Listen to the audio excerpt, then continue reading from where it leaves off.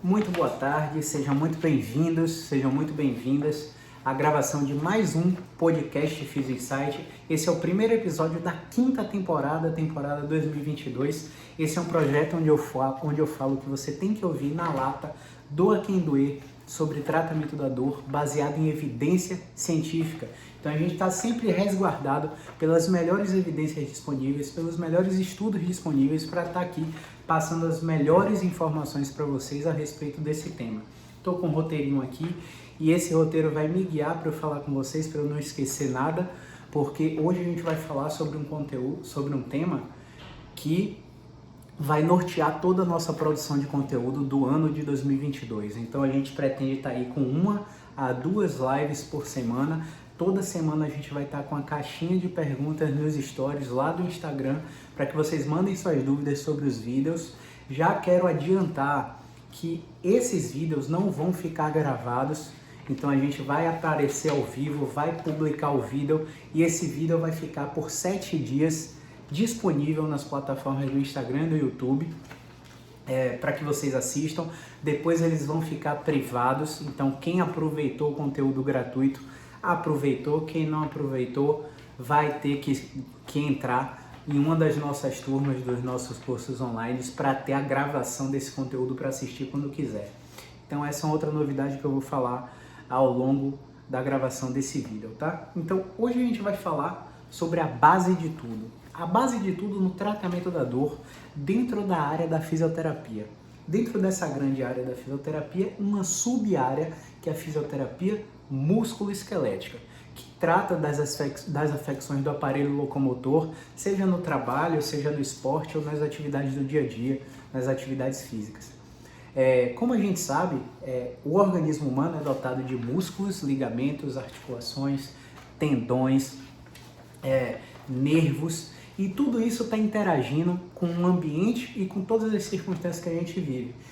Só que, ao entender isso ao longo do passar das décadas, nos estudos da fisioterapia, a gente pôde identificar 3 correntes filosóficas de pensamento para o tratamento da dor. Então, alguns pontos desse podcast eu vou falar tecnicamente, outros pontos eu vou falar de uma forma bem popular para que vocês entendam. Então, se você é profissional de fisioterapia ou estudante de fisioterapia ou estudante da área da saúde, profissional de outra área, educação física, medicina, psicologia, vocês vão saber exatamente como a fisioterapia músculo-esquelética aborda os pacientes no tratamento da dor. E se você é um seguidor do YouTube, do Instagram, que acompanha o meu trabalho ou que é um paciente, você vai saber identificar o que você pode e o que você não pode fazer. Você vai saber identificar se o tratamento que você está fazendo aí na sua cidade, ele está baseado em ciência, se você está recebendo o melhor que a ciência tem disponível da nossa área de fisioterapia. Então é interessante para os dois públicos. Então, vamos especificar essas 3 correntes filosóficas de pensamento que eu falei para vocês. A primeira corrente é um modelo que a gente chama de patoanatômico. Dentro do modelo patoanatômico, eu tenho dor no ombro, eu vou para um médico, esse médico vai examinar o meu... Não precisa ser médico não, tá, pessoal? Pode ser fisioterapeuta, educador físico. Você falou que está com dor no ombro. Esse profissional vai avaliar o ombro, examinar o ombro e pode ou não pedir um exame de imagem. A gente sabe que a maioria dos casos é pedido um exame de imagem. Só que muitas vezes, eu diria na maioria das vezes, mais de 90% das vezes, o profissional está pecando em pedir esse exame de imagem. Por quê? A gente sabe que muitas vezes a dor no ombro não está no ombro o problema. A gente sabe que muitas vezes a dor no ombro está vindo de uma alteração de movimento na escápula, no pescoço, na articulação temporomandibular, na coluna torácica, às vezes até do cotovelo, às vezes de uma alteração contrátil do músculo, do próprio ombro, do bíceps, de uma alteração articular em outra região. Então, se eu pedir o exame de imagem, eu vou ter a visão de como está ali dentro. E esse modelo patoanatômico visa identificar isso. Olha, tem alguma coisa alterada no meu ombro. É o meu acrômio que está movendo incorretamente quando eu levanto o braço, é a minha escápula que não está fazendo a upward rotation, a rotação para cima quando eu levanto o braço, é a minha clavícula que não está rodando quando eu levanto o braço, isso gera impacto, e aí a palavra que o profissional fala para o paciente começa a gerar medo e evitação do movimento para esses pacientes. Então o modelo patoanatômico basicamente visa identificar uma estrutura que esteja inflamada, lesionada ou com comportamento dito como anormal para justificar o sintoma do paciente. Só que aí aconteceu uma coisa há mais de 50 anos atrás, salvo engano, que foi a identificação de uma síndrome de dor do membro fantasma. Imagina que você é um amputado, Deus livre e guarde, mas imagina que você é um amputado, você perdeu um braço, perdeu uma perna, mas você ainda sente dor no braço e dor na perna, aquela perna que foi amputada. Como isso pode ser real? Como isso pode ser verdade? Né? E a partir daí, toda a fundamentação científica começou a investigar o cérebro e a ciência começou a entender que o cérebro tem uma participação crucial na percepção, no aumento da intensidade, na diminuição da intensidade da dor dos pacientes, sejam eles amputados ou não. Afinal, o que explicaria o cara não ter o braço e ainda ter aquela dor no braço? A área do córtex que ainda representa aquela área está presente, superexcitada, com várias reações sinápticas de detecção de ameaça, com medo associado ao problema, com depressão associada ao problema, com ansiedade associada ao problema, preocupação excessiva, angústia, enfim, uma série de sentimentos que estão interconectados nessa área, fazendo com que o paciente continue sentindo dor naquele membro. Então extrapolaram os dados da maioria desses estudos para justificar que às vezes aquela dor no ombro pode não estar no tecido o problema. O cara pode estar tendo uma série de circunstâncias de vida e de interações com o ambiente que podem estar justificando o aumento da intensidade da dor no ombro daquele paciente.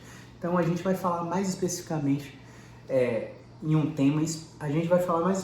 sobre um tema de neurociência da dor, onde a gente vai destrinchar tudo isso. Agora foi só um panorama geral para que vocês entendam. Então basicamente essa é a visão patoanatômica, que se entrelaça e se mistura com muito da visão cinesiopatológica. Olha, cinésio movimento, patológica doença. Segundo a visão cinesiopatológica, existe um movimento anormal causando dor, aumentando sobrecarga, aumentando impacto, provocando inflamação. Vou trazer o exemplo do ombro novamente.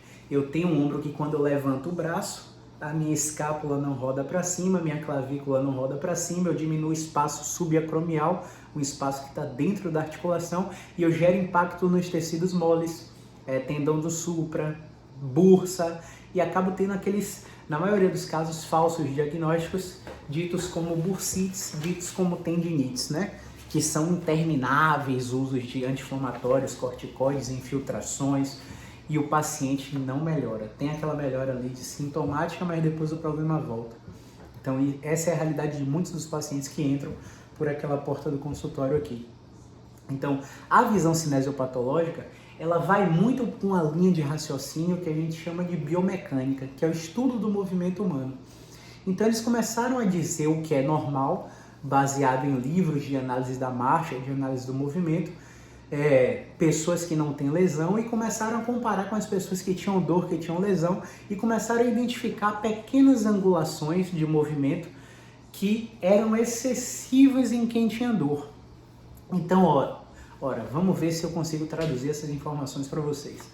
Ora, se eu levanto meu braço e minha escápula não roda para cima, a pessoa que tem dor, a escápula está mais restrita na rotação, perda aí de 10 a 15 graus dessa rotação para cima da escápula para liberar o braço para levantar.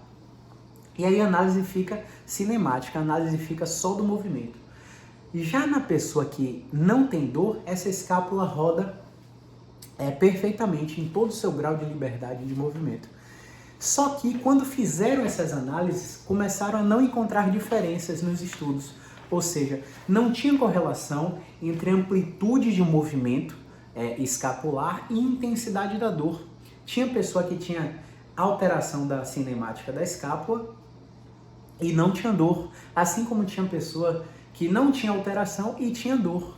Quantos casos de dor no ombro a gente avalia a elevação do braço, a flexão do braço, a abdução, a rotação interna e vê que o braço que dói move muito mais que o braço que não dói.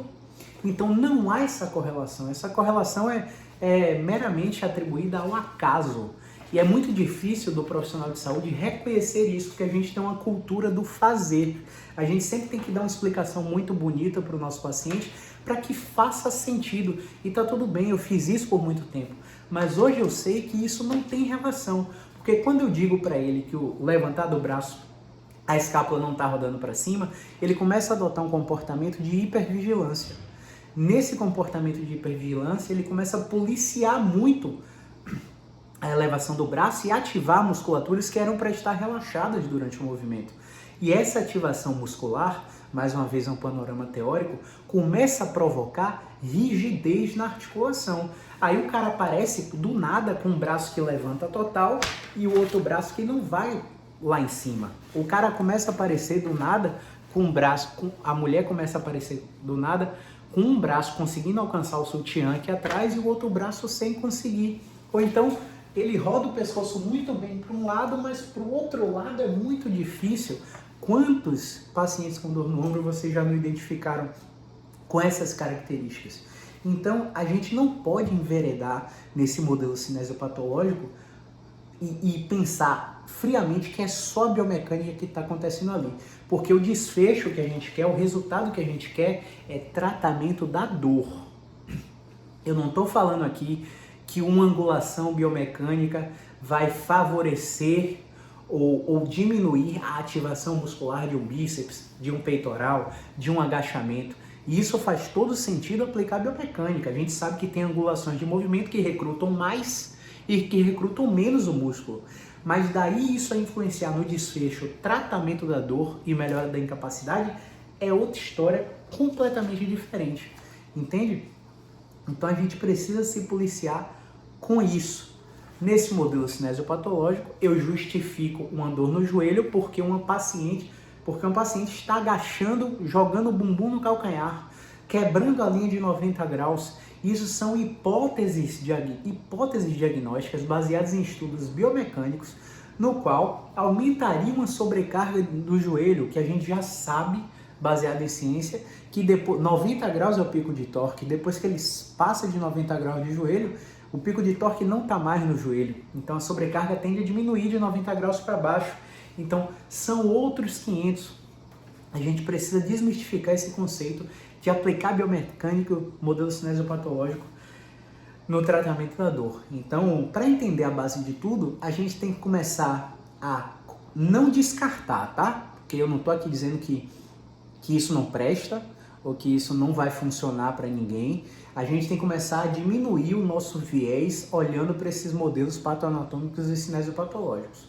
E vem uma terceira corrente filosófica de abordagem no tratamento da dor, que é o conceito multidimensional, onde eu tenho, vou te dar um exemplo aqui agora, onde eu tenho um pensamento. Olha, quando eu falo a palavra dor, o que você pensa? Ah, eu penso em dor. Calma, respira. A dor sempre vem junto com outro pensamento. Não vou conseguir carregar meu filho. Ah, meu Deus, vou recusar sexo com meu marido de novo. Ah, meu Deus, não vou conseguir dirigir até Lauro de Freitas, até Salvador. Tenho que fazer uma viagem. Será que eu consigo trabalhar? Olha, dor, o pensamento na palavra dor, começa a engatilhar várias hubs, várias teias de outros pensamentos que geralmente estão associados com comportamentos de evitação do trabalho, de evitação do movimento, de evitação da atividade física, de evitação da atividade diária, de medo, de ansiedade, de alterações comportamentais e fisiológicas no nosso corpo. Então, um exemplo muito legal, que até um grande colega de Campinas, psicólogo, ele fala em uma das aulas dele, é quando você pensa na palavra maçã. Quando você pensa na palavra maçã, o que vem junto? Fruta, alimento, saúde, atividade física, dieta, nutrição. Falar nisso, precisa trabalhar procurar um nutricionista. Então, isso são pensamentos inconscientes que vêm conjugado com aquela palavra. Então, o aspecto multidimensional visa entender todas essas interações. Então, vou te dar aqui um dado de um estudo com mais de 12 mil trabalhadores de escritório, sejam secretários, advogados, o pessoal que trabalha sentado, mais de 12 mil. Começaram a analisar ao longo de 2 anos quais seriam os fatores de risco para desencadear dor. E aí as hipóteses do estudo científico eram, olha, vai ser postura, vai ser causadora de dor, vai ser sedentarismo, vai ser causadora de dor, quem pegar mais peso vai ter mais dor. Tudo isso foram hipóteses. Ao final dos 2 anos de estudo, a gente viu que nesses mais de 12 mil, 35% tinham mais dor do que 65%. E as coisas que eram diferentes nesses 35% que manifestaram dor ou que aumentaram a intensidade da dor eram tamanho da família. A partir de 3 integrantes você aumenta em 2,1 vezes o risco de ter dor, a partir de 3 integrantes. Percepção entre esforço dado e recompensa recebida nas relações de trabalho era um fator que aumentava também, quase dobrava a chance de ter dor. Tabagismo, e o único fator físico foi o uso de teclado por mais de 4 horas. Então, a gente começa a perceber nos estudos científicos que os fatores que a gente acreditava que eram desencadeadores de dor não eram tão desencadeadores de dor assim. Então, a gente começa a analisar o ser humano de uma forma multidimensional, tanto no aspecto biofisiológico, corpo, articulação, físico, psicológico e social, a interação dele com as relações de trabalho, com a relação familiar, com as relações, enfim, com as relações em geral, conjugais e por aí vai. Então a gente tem essas 3 correntes, a patoanatômica, que a gente está deixando bem de lado para tratamento da dor, a cinesiopatológica, que a gente está deixando também de lado para tratamento da dor, e a multidimensional, que é a corrente mais forte, consolidada atualmente, Estados Unidos, Canadá, Nova Zelândia, Austrália, enfim, vários países desenvolvidos utilizam essa corrente de abordagem para o tratamento da dor. Então eu quero voltar aqui para falar para vocês, mas Caio, eu aprendi assim na faculdade. Mas Caio, meu fisioterapeuta me falou isso, meu médico me falou isso. Então agora você vai entender como a gente pensa. Existem vários modelos de tratamento, de várias técnicas, e aqui eu não quero levantar bandeira de nenhuma, porque eu acredito que a marca do fisioterapeuta é o seu nome, e não os cursos, as especializações, os mestrados, os doutorados que eles fazem. A marca do profissional da saúde é o seu nome e como ele lida com o paciente. Então eu vou trazer o mesmo caso do ombro. O caso do ombro é de um paciente que tem dor no ombro há 6 meses e passou por um profissional de ortopedia, e o profissional de ortopedia pediu uma ressonância magnética do ombro que dói, e ele encontrou tendinopatia calcárea do tendão do supraespinhal e encontrou bursite do tendão do supraespinhal. E o ombro direito desse paciente dói bastante. E ele já tentou fisioterapia convencional, ambulatorial, ele já tentou RPG, ele já tentou pilates, e a dor fica, sambando naquele gráfico de sobe e desce, né? A partir daí, esse paciente começou a procurar um fisioterapeuta especializado. E ele antes disso, ele procurou um outro ortopedista. Esse outro ortopedista pediu a investigação da cervical e do outro ombro. Não sei porquê, esse paciente chegou para mim com uma ressonância do ombro que dói, do ombro que não dói e da cervical. Na ressonância cervical, esse ortopedista encontrou um início de uma hérnia de disco, uma protusão discal, entre C5 e C6, tá? A partir daí, eu fiz a avaliação musculoesquelética do paciente, analisei os exames de imagem e falei, olha só, o exame de imagem do ombro que não dói também tem bursite, também tem tendinopatia calcárea e você não tem dor. E aí o paciente, quando percebeu isso, falou, caramba, e por que meu ombro direito dói? Ora, não deve ser por causa do que está no exame. A gente tem que investigar. Ah, mas é a hérnia da cervical. Aquele ortopedista me falou que é a hérnia e que era um caso cirúrgico. Olha, existe uma linha de raciocínio no tratamento da dor, segundo a nossa abordagem, onde a gente primeiro tenta 6 a 8 semanas de fisioterapia. Durante essa fisioterapia pode ser necessário o uso de medicação, o uso de alguma intervenção um pouco invasiva, como o uso de um bloqueio, que os médicos fazem muito bem. E na falha dessa fisioterapia mais bloqueio, aí a gente pensa em cogitar um procedimento cirúrgico. Na avaliação, a gente não identificou nenhum sinal que a hérnia era culpada da dor do ombro dele. Mas olha só, se você é um fisioterapeuta comum, você vai primeiro pensar na abordagem convencional da biomecânica. Será que ele está com a escápula desalinhada? Será que ele está com uma discinese na escápula? Será que o ângulo da escápula está mais proeminente no lado que dói? Você às vezes até encontra. Aí você fica começando a corrigir essa discinese. Ativar serrátil, ativar trapézio inferior, trabalhar fortalecimento da cintura escapular com ênfase em biomecânica, né? Faz análise cinemática, análise cinética, se você tiver recurso para isso. E começa a perceber diferenças nos graus de movimentação.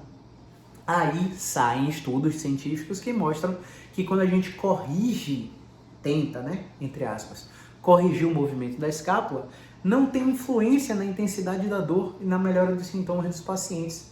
Os pacientes que têm essa mesma disfunção na escápula e estão começando a fazer exercícios gerais também melhoram. Então a gente não pode atribuir isso a um fortalecimento serrátil, a um trapézio inferior, a um fortalecimento de cintura escapular em academia. A gente não pode atribuir isso. Existem outros mecanismos que estão fazendo essa melhora da dor no paciente.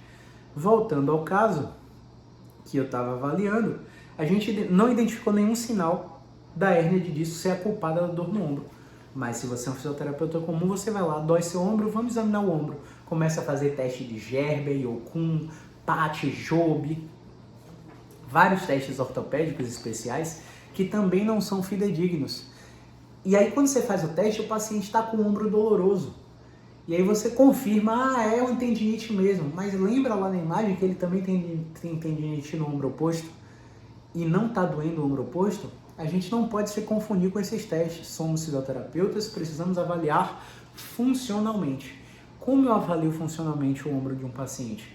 Eu levanto o braço para cima em flexão, levanto em abdução, faço a rotação interna, faço a rotação externa, faço o teste resistido e anoto tudo que dói. Anotando tudo que dói no primeiro contato, a gente testa uma intervenção e vê se muda algum teste do paciente. Não deu outra. A gente começou a fazer testes no ombro, não encontrou nenhum problema, começou a fazer teste no pescoço e encontramos um movimento no pescoço que diminuiu 70% da dor do paciente no ombro imediatamente. Como que eu fui no pescoço? Por que eu fui no pescoço? Porque ele tinha história de dormência e formigamento nas mãos e um movimento do pescoço, de rotação para o mesmo lado, aumentava a intensidade da dor no ombro que espalhava na escápula, mas ele nunca teve queixa de dor cervical. Então a gente não pode se enganar com isso. Como que a gente poderia pensar nesse caso também? Uma abordagem baseada em terapia manual. Já que a minha escápula não está rodando para cima, eu vou fazer um movimento acessório de rotação para cima manualmente enquanto o paciente move. Eu faço uma mobilização com movimento. E aí o paciente melhora da dor. E aí faz efeito, o paciente, caramba, ele tirou minha dor com a mão, ele diminuiu minha dor com a mão. Ele é muito bom. Mas aí a gente vai para aquele dilema, meu Deus, será que toda vez que o paciente tiver essa dor no ombro, eu vou precisar fazer essa terapia manual para ele melhorar? Porque é uma coisa que ele não consegue fazer sozinho. Eu boto até uma faixa para ajudar, para fazer um suporte, mas ele não consegue fazer sozinho, ele vai ficar dependendo do terapeuta. E uma hora o paciente entende isso, que toda vez que ele tem dor, ele tem que gastar dinheiro com aquele profissional. E aí o verdadeiro profissional, ele vai fazer com que toda vez que o paciente tenha dor, ele saiba o que fazer para controlar a dor sem precisar voltar no profissional. Essa é a grande sacada. Então, a minha intervenção, ela gera independência ou dependência? Então, eu já não entraria nessa abordagem de terapia manual com ênfase em biomecânica, porque o paciente vai depender de você sempre. E aí eu tenho uma outra abordagem, que é uma abordagem pela resposta do sintoma. E você que não é profissional de saúde, você vai entender o que você pode e o que você não pode fazer agora. Então, um exemplo, eu preciso entender que eu tenho 7 respostas do sintoma. Caio, o que é resposta do sintoma? É o que acontece com a dor do paciente diante de um teste especial. E o teste especial é um teste simples de movimento. Eu tenho uma dor no ombro, o que é que eu faço? O que é que acontece quando eu rodo para o lado oposto? Quando eu rodo para o lado oposto, a dor no ombro some. Quando eu rodo para o mesmo lado, a dor no ombro aumenta. Isso é a resposta do sintoma. Quando eu olho para cima, a dor no ombro some. Quando eu olho para baixo, a dor no ombro aumenta. Quando eu faço protusão, a dor no ombro aumenta. Ó, quando eu me espreguiço, aumenta demais a dor no ombro. Aumenta porque eu levanto o braço ou porque eu faço extensão torácica? Eu estendo a torácica aqui, caramba, aumenta demais minha dor no ombro. Toda dor, toda não, né? A gente não pode generalizar, toda generalização é burra. Mas toda dor apresenta um comportamento do sintoma diante de algum movimento, a maioria delas. Isso quer dizer que o seu sintoma tem grande chance de ser afetado por um movimento. Não sei se positivo ou negativamente, só investigando para saber. Mas de 66% a 72% dos casos, eles melhoram, eles são afetados por movimento. Isso é um bom sinal. É um sinal que você vai melhorar muito rápido. Em 15 dias você vai ter uma redução muito grande do seu sintoma. Em um mês você vai estar muito satisfeito. Em 2 meses, no máximo, você vai ter um tratamento completo, sabendo o que fazer. E caso o problema volte, você não precise gastar dinheiro novamente com esse profissional. Então a gente tem que entender a resposta do sintoma. A resposta do sintoma tem 7 possibilidades. Primeira possibilidade, produzir o sintoma. Ele tem dor no ombro, mas quando ele chegou para o profissional de saúde, ele estava sem dor. E o profissional achou que produz o sintoma dele. Caio, eu sei, toda vez que eu abaixo para amarrar o sapato, aparece minha dor no joelho, aparece minha dor na lombar, aparece minha dor no pescoço. Tá, isso é dentro da função. Eu preciso saber dentro da mecânica do movimento.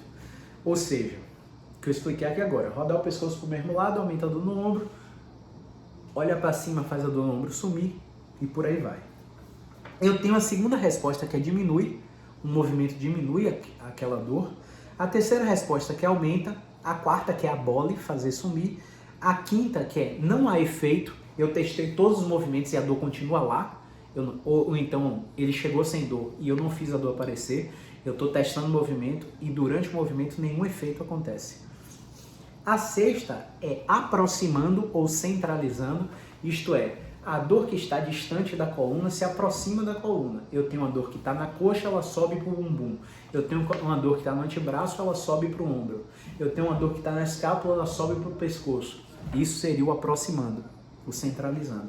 E a sétima é o periferizando, que é quando a dor se afasta, faz um movimento contrário. Ou seja, eu estou com a dor de cabeça, essa dor desce para a escápula, vai para o braço e adormece a mão. Isso é um distanciamento, periferizando. Eu estou com a dor no glúteo, a dor desce para a coxa, desce para a perna, né, o que é um péssimo sinal. Então, os movimentos tendem a produzir comportamentos do sintoma do paciente com dor, dentro dessa abordagem multidimensional pela resposta do sintoma. E depois que o movimento é realizado, ou um movimento, ou vários movimentos repetidos, ou uma posição mantida, eu tenho mais 7 respostas sintomáticas que acontecem após o movimento. A primeira é melhor, a segunda é pior, a terceira é não melhor, a quarta é não pior, a quinta é nenhum efeito, a sexta é centralizado ou aproximado e a sétima é periferizado ou distanciado, como você queira chamar. Dentro dessas 7 respostas do sintoma durante o movimento e após o movimento, eu acendo uma luz, que eu vou chamar de semáforo para você. O semáforo vermelho quer dizer pare. Seu corpo não está aceitando aquilo naquele momento. O semáforo amarelo quer dizer continue com atenção. No sinal amarelo, a gente avança o sinal. A gente só para porque geralmente no amarelo já tem algum pedestre atravessando. Mas é continue com atenção que ele significa. O sinal verde é continue com o que você está fazendo. A depender do sinal, vermelho, amarelo ou verde, Você vai saber o que você pode e o que você não pode fazer. Exemplo, Caio, fui dirigir, apareceu uma dor na perna, produz enquanto dirige. Depois que eu saí da direção, fui daqui de Salvador para Lauro de Freitas, fui de carro para Vitória da Conquista, para Ilhéus, enfim. Depois que eu saí da direção, minha dor na perna estava muito pior, luz vermelha. Dirigir agora não é bom para você. Eu não vou saber isso baseado em suposições. Eu vou saber isso baseado em tentativa e erro. Eu vou me expor gradativamente e ver o que meu corpo assimila daquele movimento ou daquela atividade. Beleza? Se não ficou claro, você pode deixar pergunta a qualquer momento aí, tá? A luz amarela, o que seria? Enquanto eu estou fazendo o movimento, por exemplo, estou fazendo supino na academia. Caramba, meu ombro está doendo. Ou seja, produziu a dor enquanto eu faço supino. E depois que eu larguei o supino, a dor sumiu. Ou seja, produz e não fica pior depois. O não ficar pior é luz amarela. Você pode continuar com atenção. Beleza? O que seria a luz verde? Eu tenho uma dor lombar, estou fazendo agachamento, a dor lombar não se manifesta, nenhum efeito enquanto eu estou agachando.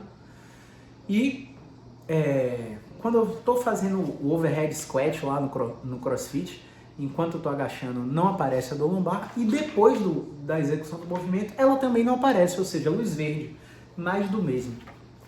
Outro cenário seria, eu tenho uma dor lombar por quadril e quando eu agacho, eu já estou com dor, a dor começa a diminuir quando eu agacho, diminui durante e depois a dor some.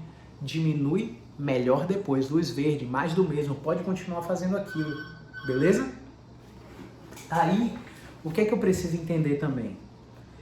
Eu preciso entender o seguinte, depois dessa explicação do semáforo, eu tenho duas possibilidades para fazer com o meu paciente no meu tratamento. Eu tenho como aumentar a força do movimento que eu estou testando, eu vou chamar isso de aumento de forças, e eu tenho como fazer um delta, uma variação, uma alternativa de forças. No aumento de forças, eu vou colocar mais carga naquele movimento. E na alternativa de forças, eu posso mudar a direção daquele movimento, eu posso retirar a gravidade daquele movimento, eu posso ir para uma posição mantida, eu posso variar a posição inicial do movimento. Eu vou te dar aqui um exemplo agora desse caso de ombro que eu te expliquei durante esse vídeo. O caso de ombro, a gente começou a diminuir a dor com esse movimento aqui, ó. Retração. É como se Celso Portiolli aparecesse na sua frente e Celso Portiolli começasse a jogar uma torta na sua cara e você fugisse dessa torta, mantendo o nariz reto. Quem está no Spotify só entende se for da área, mas quem está vendo no YouTube e no Instagram vai entender o movimento. Durante a repetição desse movimento, a dor no ombro produziu, diminuiu e não ficou melhor. Não ficar melhor depois quer dizer uma luz amarela que requer aumento de força. O que é que eu fiz? Eu coloquei esse mesmo movimento e no final eu coloquei 2 dedinhos para pressionar mais ainda. De forma repetida, fiz 3 de 15 repetições e testei o ombro dele de novo. Levantar, rodar para dentro, teste resistido de rotação externa, teste resistido de rotação interna, teste resistido de abdução e todas as referências ficaram melhores e a intensidade da dor no ombro diminuiu e o movimento de rotação para a direita não estava mais aumentando a dor nem espalhando a dor para a escápula, ou seja, todas as referências desse paciente depois desse movimento com a pressão adicional estavam melhores. Luz verde quer dizer mais do mesmo, ou seja, eu posso continuar fazendo isso. Esse paciente melhorou 70%, mais que 70% ele melhorou, não lembro agora, e todas as funções dele melhoraram logo no primeiro contato. Então, essa seria uma abordagem baseada em movimento por resposta sintomática. Caio, você poderia ter feito uma manipulação cervical. Olha, eu vou te falar uma regrinha aqui agora de movimentação na articulação. Eu tenho primeiro um movimento ativo, que o paciente faz o movimento. Eu tenho, em segundo lugar, um movimento ativo com pressão do paciente. O paciente faz o movimento e adiciona a pressão. Eu tenho um movimento ativo com pressão do terapeuta ou com recurso auxiliar, onde o paciente faz o movimento e o terapeuta se posiciona para colocar a pressão. Depois eu tenho um quarto nível de força, que é a mobilização, onde o terapeuta vai lá e mobiliza aquele segmento para ver a resposta durante e depois do movimento, beleza? A partir daí, eu tenho uma manipulação, ou seja, eu tenho 5 níveis de força para testar a integridade dos tecidos do meu paciente com dor e vou direto para a manipulação, porque, Caio, eu já fiz isso e muitos pacientes melhoraram. Você lembra dos que pioraram? Você lembra do que não surtiu efeito e ficaram frustrados? Ou você lembra daquela vovozinha, daquele senhorzinho que traz bolo para você, que traz um bocado de presente para você, mas nunca melhora? Ele gosta de você como pessoa, porque você é muito educado, profissional, sua obrigação, mas você não está dando resultado para aquele cara e aquele cara tem aquela sensação de alívio da manipulação. Eu tenho algumas coisas para falar para você. Além de você ter exagerado no grau de força, no recurso terapêutico que você usou naquele paciente, você não promoveu independência. Esse paciente está dependendo de você sempre para ter um alívio que é duradouro, para ter um alívio que é momentâneo. Ah, será que esse movimento vai ser duradouro? Não sei, mas eu sei que toda vez que ele fizer, a dor dele vai diminuir. Eu ensinei ele a controlar sem precisar de mim. Eu reduzi o número de consultas, por isso eu cobro mais do que a média do mercado e por isso mais pessoas me veem e não a mesma pessoa várias vezes. Então é uma mudança de mindset que muito profissional da saúde resiste para ter. Então, quando a gente vai direto para a manipulação, a gente pula várias etapas e tá tudo bem, eu também já fiz isso por muito tempo. E hoje eu sei que não é a melhor opção, além de gerar dependência, além de não poder ser realizado através de um atendimento online, né, que tá muito forte o atendimento online hoje em dia. E a gente tem até recurso de movimentação para promover aqueles estalidos manipulativos sem tocar no paciente, colocando o paciente na amplitude final, fazendo certos movimentos específicos, promovendo esse alívio da manipulação, se for necessário, até online. Mas eu acho que você entendeu o que eu quis falar. E aí muito fisioterapeuta tem um dilema, né? O pessoal de Londres, o pessoal da Inglaterra, o pessoal dos Estados Unidos, tem um dilema de estarem querendo acabar com a terapia manual, mas não. Deve-se usar a terapia manual quando necessário. Eu te digo, de 10 pacientes que eu atendo, no máximo 2 eu uso terapia manual. Porque a maioria esmagadora melhoram com movimentos. E por que eu vou deixar ele dependente de mim se ele pode ficar independente de mim? O cara tá lá viajando nos Estados Unidos, lembrou do movimento, não tinha vaga de consulta, ele mesmo fez, ele mesmo controlou. O cara tá em BH, fez um atendimento em Salvador, aprendeu o que tem que fazer. Lá em BH ele teve outra crise quando saiu do avião. Chegou no hotel, fez o movimento, foi melhorando, controlou o problema sozinho. Isso é dar liberdade para o paciente. O paciente entende que você não quer, entre aspas, explorar ele. Ver ele muito, ver ele demais. Eu recebo pacientes aqui com 60 sessões de fisioterapia, com 80 sessões de fisioterapia, com 40 de RPG, 30 de fisioterapia. Um absurdo, isso não é tratamento em lugar nenhum. Não estou criticando a técnica, mas a forma como elas são empregadas. E, mais uma vez, eu falo aqui, a gente não tem que levantar bandeiras de técnicas. A gente tem que levantar bandeiras do nome do profissional e como ele aplica essas técnicas, tá? Eu quero que vocês que estão me acompanhando, que são profissionais de saúde, vendam sua marca como seu nome e não como as correntes filosóficas que vocês fizeram, porque curso por curso é só pagar, meu amigo. Você vai lá, estuda, às vezes nem passa na média, às vezes não tem nem prova para ser aprovado e você está lá com certificado igual o meu. Então a gente vê aí vários cursos internacionais que a gente fez, a gente vê assim 10 a 5% da turma realmente engajada, a grande maioria indo com a manada. A gente precisa ter esse pensamento, precisa se diferenciar, mas fazendo.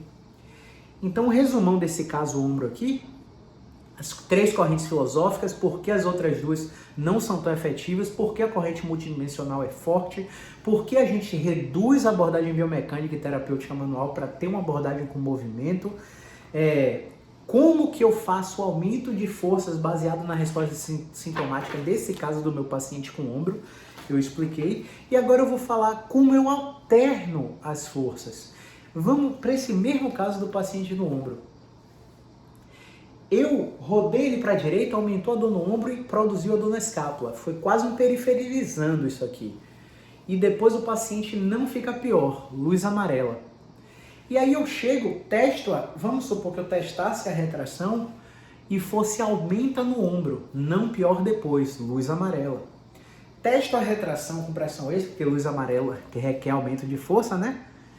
Testo a retração com pressão extra, aumenta e pior. Luz vermelha. A luz vermelha pare, mude aquela direção. Nessa luz vermelha, eu posso trocar a direção, que já é uma alternativa de força. Eu estou saindo de retração e indo para flexão. Eu já alternei. Ou então eu posso alternar força tirando a gravidade. Eu saio da retração sentado e vou para a retração deitado. Eu boto o paciente deitado no travesseirinho ali, ó, e peço para ele amassar a cabeça no travesseiro. Eu já tirei a gravidade. Eu posso ainda alternar o eixo de movimentação, também modificando a gravidade. Eu posso colocar o paciente em prono, deitado de barriga para baixo assim, fazendo retração contra a gravidade. Apoiado nos antebraços, deitado de barriga para baixo, retração contra a gravidade. Eu tive várias formas de alternar a força. Eu posso simplesmente sair de um movimento repetido para uma posição mantida. Sair da retração que aumentou e ficou pior, para uma retração mantida, para ver o que acontece ao longo de 3 minutos. E em casos de dor de cabeça, às vezes isso aqui te surpreende. O paciente está piorando com a retração, você vai, alterna a força, vai para uma posição mantida, com pressão extra, o paciente aumenta, opa, diminui,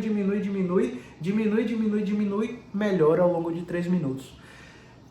Eu te dei um exemplo besta de um movimento no pescoço. Mas cada articulação tem uma progressão, tem uma sequência de movimentação para abordar os pacientes com dores musculoesqueléticas, deixando eles independentes. Tá? A gente precisa pensar nesse aspecto. Então, entendido aí as diferenças entre aumento de forças e alternativa de forças, que você vai usar como a base de tudo no tratamento da dor musculoesquelética. Pessoal, lembrando, eu não estou aqui falando para vocês que não vale mais ressonância magnética, não vale mais radiografia, não vale mais análise biomecânica. Eu quero muito ressaltar isso aqui.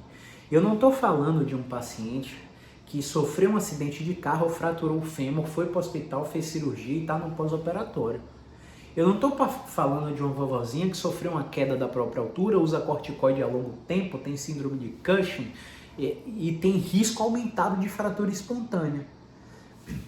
Eu não estou falando aqui de um cara que estava jogando futebol e teve entorse de tornozelo. A gente sabe que tem ângulos de biomecânica que favorecem a não ter o entorse de tornozelo e ângulos que favorecem a ter o entorse. Eu não estou falando de jogador de handball, de voleibol, de basquete, que precisa de uma análise biomecânica expressa para aumentar o aproveitamento do seu próprio corpo nos arremessos, né? Na NBA, por exemplo, para reduzir aí o gasto energético, aumentar a eficiência da máquina do corpo. Eu não estou falando disso, eu estou falando de um paciente com dor musculoesquelética que surgiu sem razão aparente. E esse sem razão aparente muitas vezes é confundido pela população. Eu dormi de mau jeito. Cara, na maioria das vezes não. Você dormiu, acordou com dor porque você já tinha rigidez, já tinha um bloqueio de movimento em alguma direção, não sabia porque estava sem sintoma, dormiu, acordou com dor. Isso é sem razão aparente, né? Tô sentado trabalhando, gosto do meu trabalho, chego em casa, tô sentado assistindo novela, assistindo futebol. Começa, é o sofá. Cara, não é o sofá. Você já tá com rigidez há muito tempo. E aí passou um período prolongado, nesse período prolongado, essa rigidez foi acumulada e a dor se manifestou ali. Travei tirando a mala do carro. Foi um trauma? Não foi um trauma, amigo. Você já estava com dificuldade de dobrar com o carro há muito tempo. O tirar a mala do carro e travar a coluna foi só um copo que estava cheio d'água e uma gota transbordou naquele copo. Esses casos de dor musculoesquelética, que a gente chama de inespecífica, influenciado por vários fatores, você precisa ir num fisioterapeuta primeiro. Você precisa ter um fisioterapeuta de confiança para te investigar, porque isso reduz seu custo no sistema de saúde, reduz o uso desnecessário de exames. E a gente sabe que tudo isso aumenta a ansiedade, preocupação e todos aqueles fatores que eu já falei que colocam você na tomada do 220, fazendo que você sinta mais dor. Beleza? E esses casos têm abordagens específicas com o fisioterapeuta em terapia cognitivo-funcional para fazer uma exposição gradual ao movimento que está restrito, perpetuado pela intensidade da dor ou não, e abordagem com terapia cognitivo-comportamental com psicólogo especialista, para o paciente ter independência de recurso mental para ver o que é real, o que não é real, como lidar com as situações que são reais e com as que não são. E assim, se eu for falar aqui, eu vou pecar, então acho que o psicólogo falaria muito melhor de TCC do que eu, mas é só para você ter um know-how. Eu estou falando de um público específico, que é a grande maioria de dor musculoesquelética. Um público específico. Não estou falando de você que teve um trauma. Você que não teve trauma e está com dor, você precisa ir no físio. Você não tem que ir exame de imagem, médico, remédio. Isso aí é por último se a físio não te salvar, entre aspas. Fisioterapia primeiro para esses casos. Sempre. Então, para finalizar o conteúdo desse vídeo aqui, eu quero falar para você o seguinte. Profissional de saúde não é Deus. Médico não é Deus. Físio não é Deus. Não é porque um médico falou na Globo que dor de coluna melhora com repouso que você vai acreditar. Não é porque um físio falou na Band que terapia com ozônio retal vai melhorar a sua dor lombar que você vai acreditar. Todas as intervenções na área de saúde são medidas para verificar sua eficácia enquanto intervenção através de ensaios clínicos randomizados, onde pega-se um grupo com aquele problema e testa uma técnica combinada com a técnica comum versus a técnica comum sozinha, para ver se aquela técnica proposta adiciona benefícios àquele tratamento ou é um recurso inerte que você está gastando dinheiro à toa. Então, profissional de saúde não é Deus. Ninguém estudou mais que ninguém. Não é porque eu sou físio e meu colega Igor é médico que ele sabe mais do que eu. Ele sabe mais do que eu a área médica. Eu sei mais do que ele a área fisioterapêutica. Minha colega Tati sabe mais do que eu a área de psicologia. Meu colega Michel sabe muito mais do que eu a área de educação física. E cada um vai ajudando na área que ele tem domínio para interagir para que o paciente melhore. Então, corra atrás do resultado.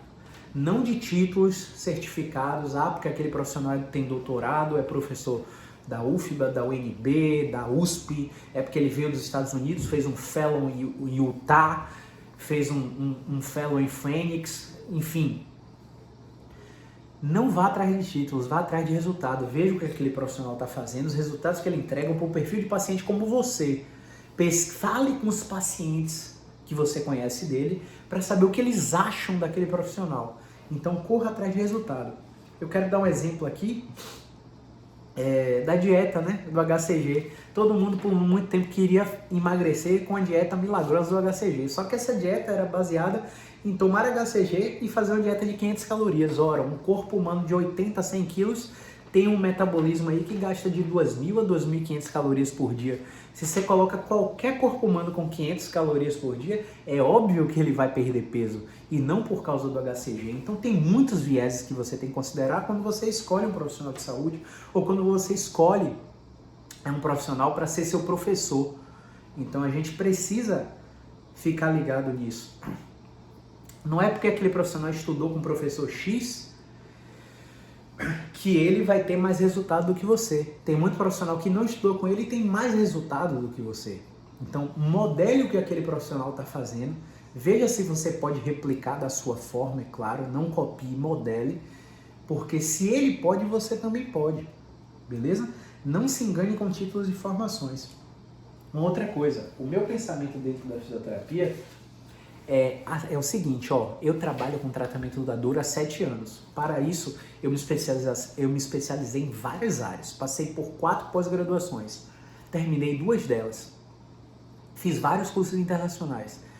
E aqui não é nem importante citá-los. Mas não quer dizer que você que está aí no interior do Pará, no interior de Manaus, que você está em São Paulo, capital, ou no interior de São Paulo, ou em Minas Gerais, não pode ter resultados melhores do que os meus. Às vezes, para ter o nível de conhecimento que eu cheguei a ter hoje, 2022, Eu precisei fazer um caminho muito longo ao longo de 7 anos e abdicar de várias coisas que você já tem um professor com muito mais experiência que eu, que está ensinando aquilo ali, e você pode ter um caminho mais curto para chegar a um patamar de conhecimento. Para isso existem as mentorias. Para isso a gente faz mentorias com grandes profissionais. Porque são profissionais que já chegaram no patamar que eu quero chegar e que eles me dizem qual caminho seguir para chegar naquele patamar. Então não tem milagre dentro da fisioterapia. O que eu penso na fisioterapia é o seguinte: eu tenho que fazer essa jossa funcionar. Eu não tenho plano B. Por não ter plano B, eu tenho que esgotar todos os meus recursos para fazer o meu plano A, que é a fisioterapia no tratamento da dor, funcionar. Para isso eu tenho uma série de métricas: conteúdos em redes sociais, publicações, posts, consultas, consultorias, cursos, muito conhecimento gratuito nas minhas plataformas, e você também consegue fazer isso ao seu modo. Eu não estou pedindo que você faça exatamente o que eu faço, mas saiba, você não é tão burro que não possa ensinar, nem não inteligente que não possa aprender. Então, o seu conhecimento que você está aí com vergonha de falar, com vergonha de fazer, publicação e por aí, essas coisas, o seu conhecimento pode ajudar muitas pessoas que não têm acesso ao que você sabe. Então, essa é a mensagem final dessa live, que foi a live a base de tudo. Lembrando, quando você tiver dúvida, volta nesse vídeo e assiste ele de novo. Porque quando eu assisto um vídeo pela terceira vez, eu pego muito mais coisas do que pela primeira. E assim sucessivamente. E você vai precisar desse conteúdo para entender todo o conteúdo de 2022 que eu vou produzir aqui. A base de tudo foi o primeiro. Vai ter vídeo sobre exames de imagem, sobre dor lombar, cervical, torácica, escápula, dores de cabeça, cefaleias, enxaquecas, articulação temporomandibular, ombro, quadril, cotovelo, joelho, punho e mãos, tornozelo e pés, constipação, dor de estômago, cólicas, dor no ato sexual, dispareunia, insônia e sistema nervoso autônomo. A gente está com 19 conteúdos na lista aqui, mas, enfim, pode crescer ao longo do ano, mas a gente vai estar semanalmente aqui produzindo esses vídeos. Você vai ter aí vídeos explicativos, quotes, vídeos demonstrativos no Reels. Você vai ter caixinhas de perguntas todas as semanas para tirar dúvida comigo gratuitamente. Você não vai precisar me pagar uma consultoria para tirar sua dúvida. É só colocar na caixinha no dia que a gente produzir. E você vai ter resultados de vários pacientes que passam por aqui. Então essa é a nossa linha editorial de 2022. E a gente começou com a base de tudo, tá bom? Então se você tiver qualquer dúvida, pode deixar aqui nos comentários, ou do YouTube ou do Instagram, pode mandar lá na caixinha, que a gente vai estar sempre produzindo vídeos adicionais para responder dúvidas específicas sobre avaliação e tratamento da dor. Lembrando, eu não estou aqui para fazer amigos, eu estou aqui para mostrar, para falar o que você tem que ouvir na lata, doa quem doer, a respeito do tratamento da dor. Esse é o início dos meus conteúdos, para você estar ciente que às vezes eu vou contestar uma crença sua e você vai me chamar de maluco e não vai querer me assistir mais. Às vezes eu vou favorecer a sua crença e você vai achar que eu sou herói. Mas se amanhã sair um estudo científico que muda tudo isso que eu falei, eu vou ser o primeiro a gravar um vídeo corrigindo tudo isso aqui, tá? E na real, no final de 2022, eu quero que esse vídeo seja uma merda, tá? Mas por hoje, eu quero que ele ajude você que é profissional de saúde a seguir um caminho melhor dentro da área da saúde, da fisioterapia principalmente, e você que é seguidor, paciente, que você saiba o que você tem de melhor, que o que você tem de melhor não precisa de tecnologia, na maioria das vezes, para fazer o tratamento da dor. Precisa de raciocínio clínico, movimento certo, às vezes terapia manual e muita educação em neurociência. E para te dar isso, o profissional não precisa ter muita estrutura, não. Às vezes não precisa nem de maca, cadeira, parede, chão, colchonete já é capaz de te dar um resultado absurdo. Então não se surpreenda com recursos tecnológicos caríssimos, porque na maioria das vezes são lobbies de marcas que não passaram nem pelo crivo da ciência, tá bom? Então é isso. Sem mais falas adicionais, vamos encerrar esse primeiro vídeo. Espero que tenham gostado. Grande abraço. Movimento é vida. Valeu, pessoal.